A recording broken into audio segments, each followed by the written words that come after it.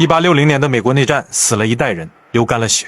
许多人都认为是因为奴隶制而开打，实际上并非如此。亨利·凯里，马克思口中北美唯一的经济学家，他说过一句大实话：没有高关税，就没有林肯政府。在1860年代，你要是去问北方的钢铁大王、煤炭大亨谁是你们的守护神，他们不会说是耶稣，他们会说是亨利·凯里。凯里的逻辑非常简单粗暴，但极其有效。英国人骗我们搞自由贸易，是因为他们工业已经很牛了，我们美国工业刚起步，跟他们搞自由贸易那就是找死。我们必须把关税这堵墙砌得高高的，关起门来自己练级。为什么没有高关税就没有林肯政府呢？在1860年总统大选，林肯想要赢，必须拿下宾夕法尼亚州，而这个州就是专门挖煤炼铁的。这些钢铁大亨们快被廉价的英国钢铁逼疯了，他们放出话来，谁能给我们加关税，我们就把票投给谁。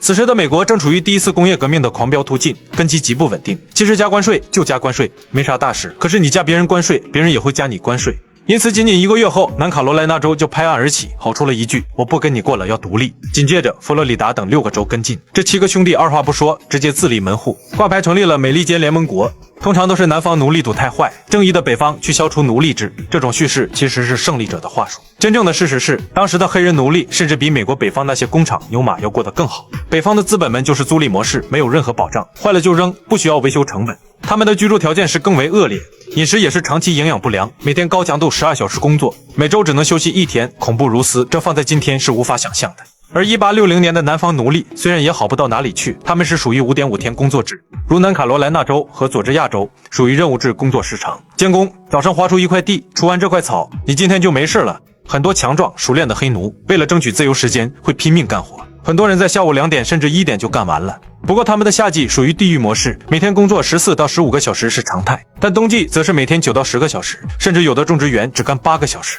由于当时农场主买一个奴隶要1800美元，奴隶主必须给他休息、保养、上油，每天还能吃上肉，但奴隶也肯定不是什么好东西。虽然在物质上黑奴比北方工人略胜一筹，但奴隶是从人格上已经被物化，主人看不爽还能让你皮开肉绽。北方工人再惨，他也是人，能够离开这家黑厂。所以无论是当时的北方工厂主还是南方奴隶主，都是半斤八两，50步笑100步。然而为什么南方在林肯上台后突然就要独立呢？就是因为加了关税。可以这样说，当年美国北方那些工业资本家们，除了北方本地市场，就只剩下南方这个市场了。问题是北方他们对于工人这种待遇根本买不起1点，而南方也不傻，有英国高质量便宜货不买，买你北方的东西不是自讨苦吃。而这关税一加，压力全部给到南方，因此他们需要独立出来和英国进行自由贸易。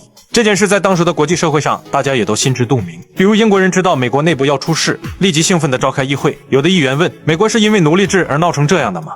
当时英国自由党的领袖威廉·福斯特大声地告诉他们，不是奴隶，而是关税。然而当时美国南方各州他们脱离还是完全合法的，因为美国宪法中没有禁止各州脱离联邦，甚至各州在签字的时候还加了个协议，如果这个新政府变得具有压迫性，我们保留从联邦中退出的权利。所以当1861年弗吉尼亚宣布退出联邦时，他们是在执行合同条款，在他们看来林肯才是那个违约方。因此后来为什么美国将林肯放到极为重要的地位，就是林肯把过去的美国改变了，而且很彻底。在林肯之后甚至能将其称之为新美国。在林肯之前，美国联邦政府的存在感极低，美国还是农业国为主导。林肯之后，美国联邦政府实现了亚历山大、汉密尔顿做梦都想要实现的一个强大的、统一的、中央集权的工业帝国。为了实现高度统一，只有一战。接下来，美国将面临历史上伤亡最惨重的一次冲突。大幕已经拉开，暴风雨已经降临。当硝烟散尽之时，那个旧的、温吞的美利坚合众国将不复存在，一个崭新的、恐怖的美利坚帝国将在烈火与废墟之上涅槃重生。